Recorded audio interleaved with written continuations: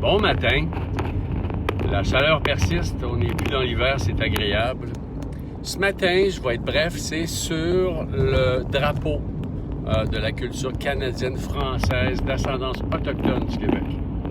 D'abord, je vais faire un premier point qui est pourquoi est-ce que c'est la culture canadienne-française d'ascendance autochtone du Québec qui prend le leadership afin de promouvoir la célébration de la fête canadienne-française? Ben, c'est parce que c'est personne d'autre qui le prend le lead présentement. Donc, tout le monde est encore focusé sur l'ancienne Saint-Jean-Baptiste, puis personne va de l'avant avec une fête qui va honorer, qui va faire que je me souviens veut dire quelque chose.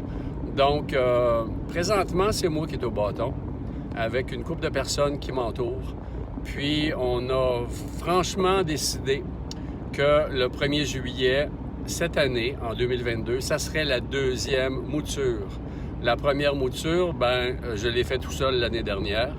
J'ai décidé, avec une couple de personnes qui ne sont pas venues participer avec moi, mais qui m'ont backé à le faire, j'ai fait une première célébration officielle.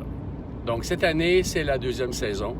Puis, pourquoi c'est la culture canadienne-française d'ascendance autochtone du Québec qui est dans le leadership vis-à-vis ça?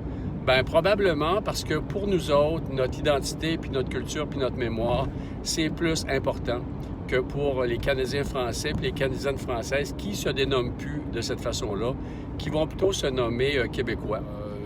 Nous, on a décidé qu'on se nommait d'une manière historique, en respect de notre histoire, d'une manière qui est incontestable. Donc ça, c'est pourquoi est-ce que c'est la culture canadienne-française d'ascendance autochtone du Québec qui va de l'avant avec la promotion puis la fondation de notre fête annuelle. Deuxième point, concernant le drapeau. Le drapeau, j'en ai fait la conception.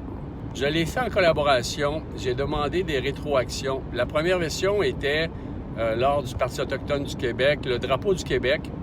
Puis j'avais remplacé les feuilles de lys par 4 plumes. On peut le voir sur Facebook, puis sur Google, quand vous tapez Parti autochtone du Québec. Les premiers articles de dénigrement, justement, par Espace autochtone, vous allez voir ce drapeau-là. Donc, ce drapeau-là, c'était le drapeau du Parti autochtone du Québec.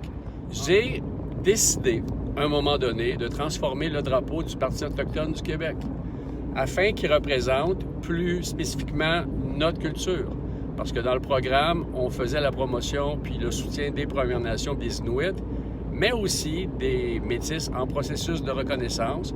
Puis ça a pris un certain temps, ça a pris au moins sur 3 ans avant que j'évolue puis que le groupe évolue.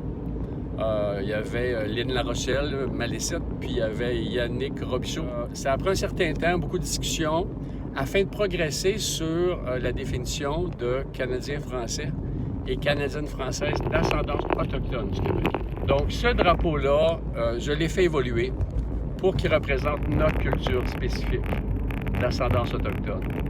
Puis, je suis parti du drapeau du Parti autochtone du Québec. Puis, j'ai ajouté les couleurs du cercle de médecine. Puis, l'ordre des couleurs que j'ai utilisé, c'est l'ordre des couleurs de cercle de médecine qui est assez généralisé. Il n'y a pas de meilleure manière que d'autres. Donc, en prenant un motif qui était plus général, plus commun, on était, selon nous, plus inclusif. C'était la première des choses. Parce que moi, je suis proche d'une Première Nation, Gaspé-Guiag, puis pour eux, c'est le jaune, blanc, noir, rouge. Donc, j'ai pas pris cet ordre de couleurs-là parce que c'est pas ma nation. Même si je suis proche d'eux autres, puis que très proche même, je ne ferai pas de l'appropriation en me disant que je suis un Mi'kmaq ou quelque chose du genre. Non. Ça leur appartient, puis moi, ce qui m'appartient, c'est différent. Et outre le fait d'en discuter avec Lynn puis Yannick, j'ai discuté avec des anciens, des elders, avec lesquels je chemine depuis plus de 10 ans. Puis, ils ont trouvé ça bien intéressant comme drapeau, comme approche. Puis donc, j'ai décidé que c'était pour être ça. J'en ai fait le travail sur Photoshop, puis après ça, j'ai demandé à un de mes amis de le vectoriser avec Adobe Illustrator afin de pouvoir l'agrandir à 30 pieds par 30 pieds, si on veut, là, sans qu'il y ait de perte de définition. Ça, je l'ai payé de mes poches. Une fois que ça a été fait, ben là, j'ai décidé que je me faisais un premier drapeau, puis que je l'installais chez moi pour voir la qualité, voir comment ça allait. Donc, je l'ai installé, il a passé un hiver, puis il a fallu demander des prix pour ça, parce qu'au Québec, c'était minimum 100 drapeaux, puis ça revenait pas mal à 80$ du drapeau. C'était pas mal cher.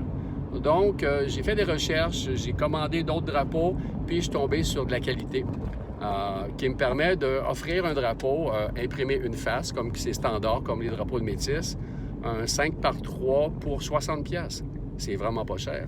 Puis sur ça, bien, on met 10$ au soutien de la culture, puis le reste du profit, qui n'est pas énorme quand même, va à la boutique. Elle s'est engagée à acheter un minimum annuel pour avoir les prix qu'on a. Puis à la vitesse où les drapeaux se vendent, bien là, elle va en acheter au mois de décembre un gros tas. Bien, je me dis qu'à un moment donné, bien, ils vont se vendre. Ça a beau prendre des années, bien, c'est ça. Donc cette année, on va être obligé d'acheter plus, mais quand même, on va le faire. En tout cas, je me suis engagé, moi, à faire la promotion. Puis, bien, la boutique, elle, à sortir le cash. Donc ça, c'est en ce qui concerne l'achat puis le prix du drapeau. Mais il y en a des moins chers aussi. Il y en a à 30$, des 3x2. Puis peu importe, allez voir sur le site web, je vais mettre le lien en bas, là, puis vous allez pouvoir regarder ça.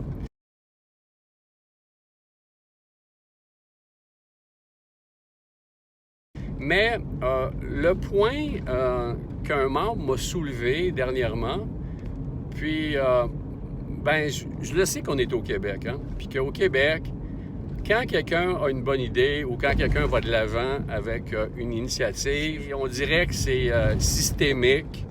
Il y a du monde qui vont dire non, moi j'embarque pas là-dedans. Non, ça c'est quelqu'un qui fait ça, puis il va se mettre de l'argent dans les poches, ou bien pourquoi il fait ça, pourquoi il se prend. Moi, je me mets pas d'argent dans les poches parce que même si j'ai la conception du drapeau, si je pouvais avoir, admettons, un certain pourcentage sur la vente de chaque drapeau, bien, je demande rien, puis je veux rien.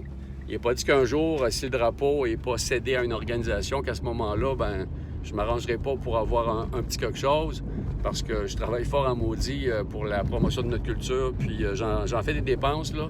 À date, si je calcule tout, c'est des milliers de dollars là, avec les voyages puis tout, là. Mais ça me dérange pas.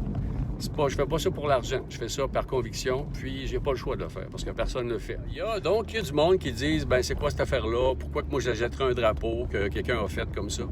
Ben pensez que le drapeau du Québec, le drapeau qu'on a maintenant, bien, il a été quand même développé par une personne, puis un groupe de personnes qui ont été d'accord avec ça, puis c'est devenu notre drapeau.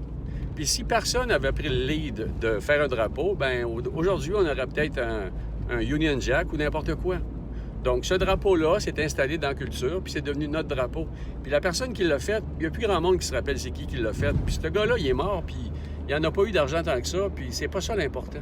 C'est d'avoir un symbole qu'on peut brandir, avec lequel on peut travailler, puis on peut promouvoir notre culture.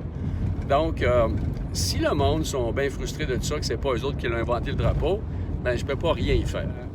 La culture canadienne-française d'ascendance autochtone du Québec, ce qu'on veut, c'est développer la célébration du 1er juillet.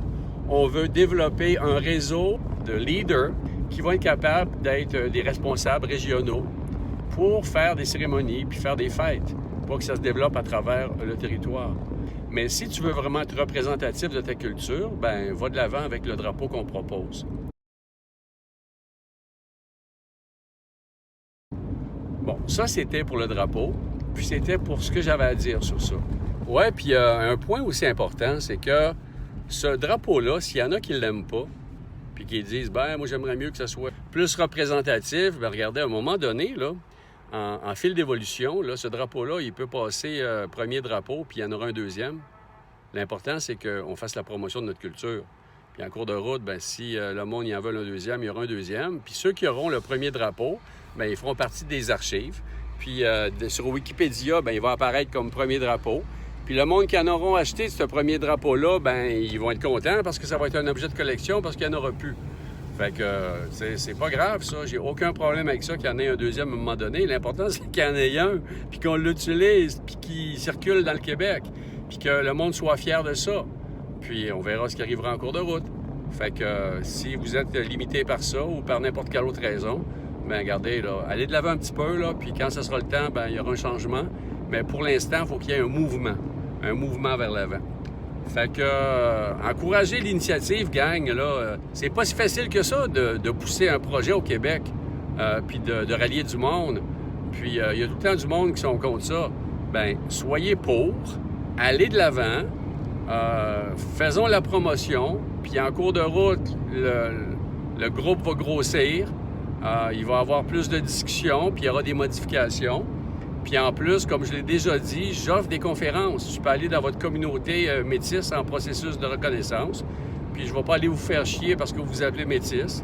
Je vais aller faire mon éducation. Puis vous vous appellerez bien comme vous voulez par la suite, ça ne change rien. Mais on va avoir des discussions, puis on va pouvoir peut-être se rallier à des objectifs communs. On va décider de défendre des points communs ensemble.